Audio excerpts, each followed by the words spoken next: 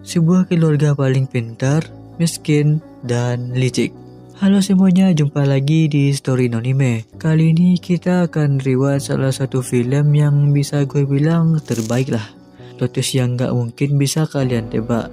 Film ini juga sudah mendapatkan beberapa penghargaan.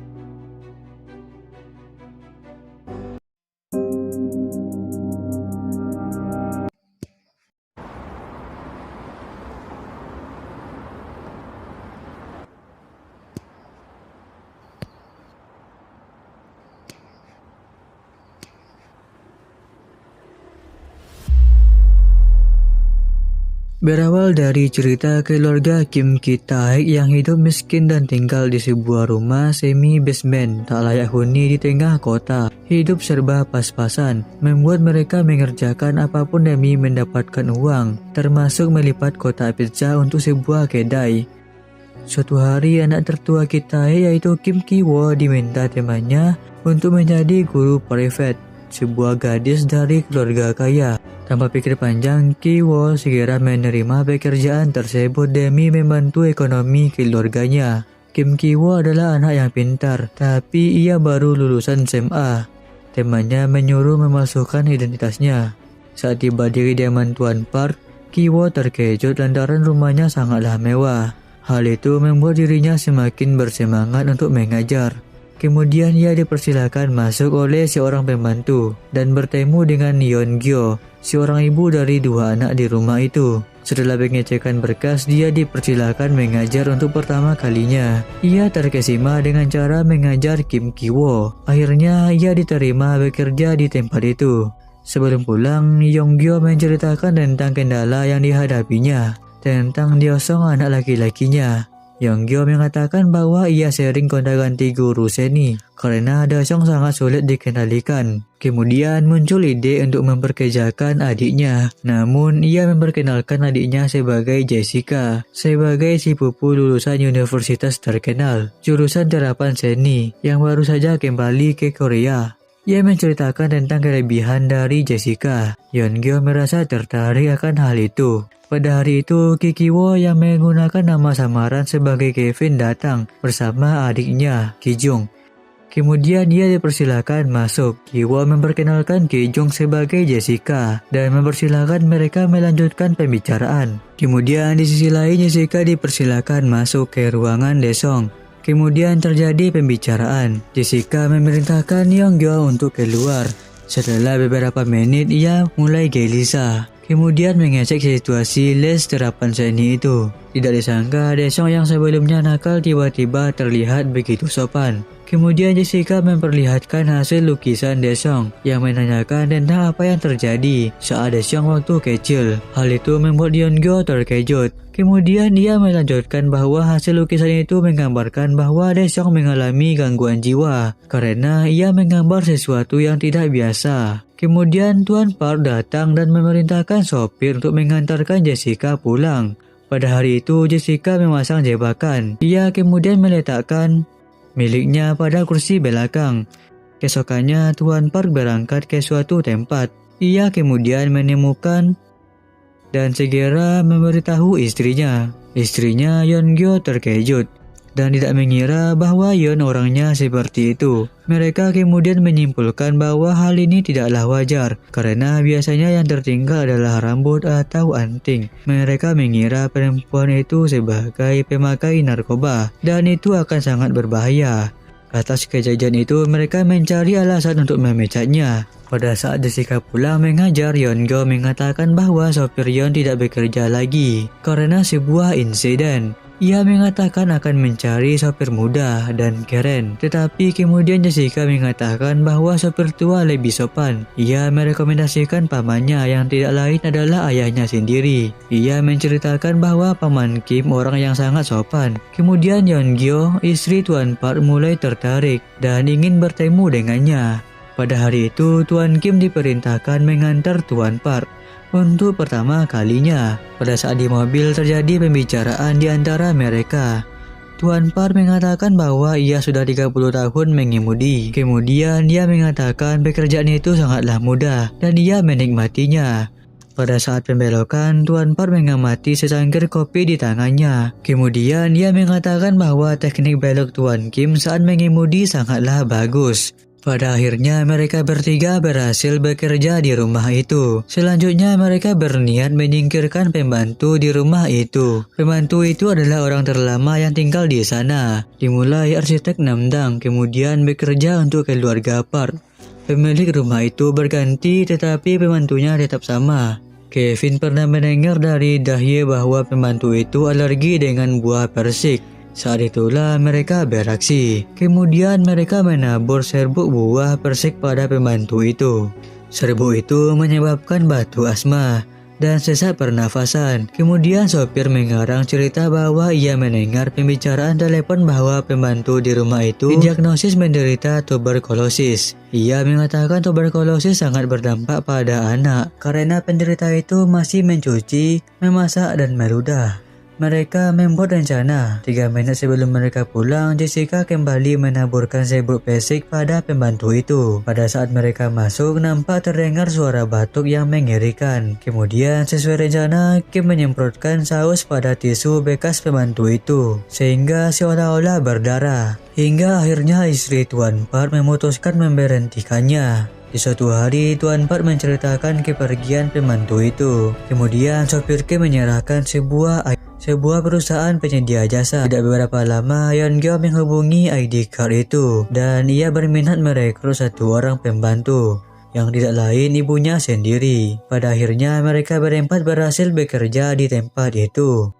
Pada suatu hari, keluarga Park merencanakan camping berkemah merayakan ulang tahun Daesung. Seluruh anggota keluarga mereka diajak. Setelah pergi, kemudian keluarga Kim mulai menikmati setiap ruangan, setiap fasilitas di rumah itu seperti milik sendiri.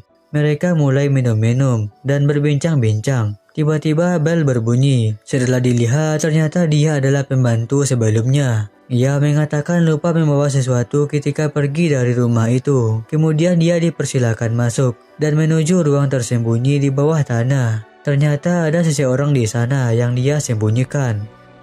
Sementara 3 anggota keluarga lainnya sedang mendengarkan pembicaraan. Tiba-tiba pembantu itu sangat terkejut. Ia kemudian memvideokan kejadian itu. Kemudian mengatakan bahwa mereka ternyata keluarga penipu. Ia mengancam akan mengirimkan video itu pada Yeon-gyo, istri Tuan Park.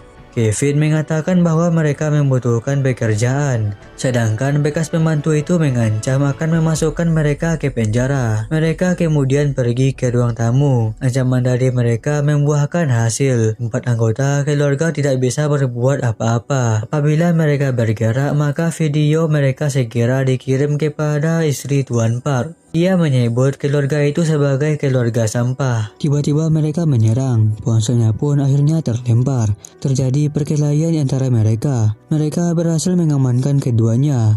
Kemudian telepon di rumah itu berbunyi. Istri Tuan Park menelpon dan meminta rebuskan Ramadan. Ia mengatakan bahwa camping batal karena air meluap. Ia akan segera tiba dalam 8 menit. Tuan Kim dan Kevin mengamankan 2 orang itu ke ruang bawah tanah. Ibunya bergegas memasak Ramadan, sedangkan Jessica sibuk membereskan seluruh ruangan. Ketegangan terjadi. Keluarga Tuan Park akhirnya datang. Jessica bersembunyi di bawah meja di ruang tengah, sedangkan Kevin sembunyi di bawah tempat tidur Dahye. Di sisi lain, pembantu itu berusaha keluar, namun Song-so berhasil menendangnya dan terlempar jatuh ke bawah tangga. Dia melayani Nyonya Yeon-gyo seperti biasa. Tuan Kim kemudian keluar dari tempat itu dan segera menutup pintunya dengan rapat. Tidak lama kemudian, keluarga Tuan Park muncul di tempat itu. Mereka bertiga akhirnya bersembunyi di bawah meja tengah. Daesung, anak laki-laki keluarga Park, berkemah di halaman rumah. Nampak terlihat Dahye duduk di tempat itu dan saling chat dengan Kevin.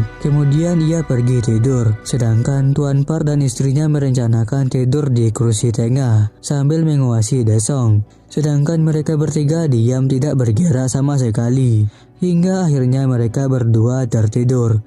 Dimulai dari Jessica dan Kevin berhasil keluar dari tempat itu. Selanjutnya disusul oleh Tuan Kim yang hampir saja ketahuan. Mereka bertiga keluar melewati garasi mobil. Kemudian mereka pulang melewati hujan yang sangat deras. Sesampainya di rumah, mereka sangat kaget karena rumah mereka terendam banjir. Mereka bertiga akhirnya dievakuasi ke tempat pengungsian. Kevin menanyakan ke ayahnya tentang apa rencana selanjutnya. Tapi ayahnya Kim mengatakan bahwa dia tidak punya rencana apa-apa. Kevin merasa bertanggung jawab akan kejadian itu. Keesokan harinya, keluarga Park bersiap-siap mengadakan pesta ulang tahun anaknya. Mereka kemudian mengundang Kevin, Jessica, dan ayahnya. Tamu-tamu undangan mulai tiba di rumah itu. Mereka kemudian berkumpul di halaman rumah. Nampak terlihat Kevin sedang berbincang dengan Dahye. Jessica yang datang kemudian dihampiri oleh istri Tuan Park. Kemudian dia diajak berkumpul di halaman rumah. Sedangkan Kevin yang berusaha membawa sebuah batu berusaha membuka pintu ruang bawah tanah. Ia masuk melewati lorong basement dan menghampiri mereka. Tiba-tiba batu yang ia bawa jatuh ke bawah dan melihat seseorang tergeletak di sana dan berusaha menghampiri.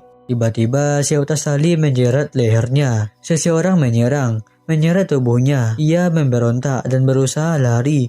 Hingga akhirnya ia sampai ke pintu atas, tetapi kemudian tali itu tersangkut hingga ia terpental. Kemudian orang itu memukulnya dengan batu, hingga akhirnya darah bercucuran. Acara pesta ulang tahun terlihat begitu meriah. Kemudian orang itu mengambil sebuah pisau dan berjalan menuju tempat acara. Tidak ada yang menyadarinya. Pada saat Jessica menyerahkan kue ulang tahun kepada Daesung, orang itu menyerang dan menusuknya. Kepanikan pun akhirnya terjadi.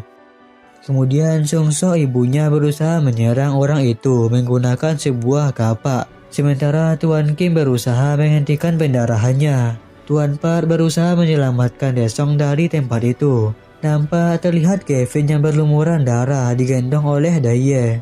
Terlihat Jessica mulai sekarat dan mengucapkan beberapa buah kata pada ayahnya. Perkelahian masih berlangsung hingga akhirnya Chongso berhasil membunuh orang itu dengan tusukan pedang. Sementara Tuan Park yang mau mengambil sebuah kunci di dekat orang itu kemudian mencium bau sesuatu. Tapi rupanya hal itu membuat Tuan Kim tersinggung. Ia kemudian mengambil parang dan menyerang Tuan Park hingga akhirnya Tuan Park terbunuh di tempat. Setelah itu ia beranjak pergi.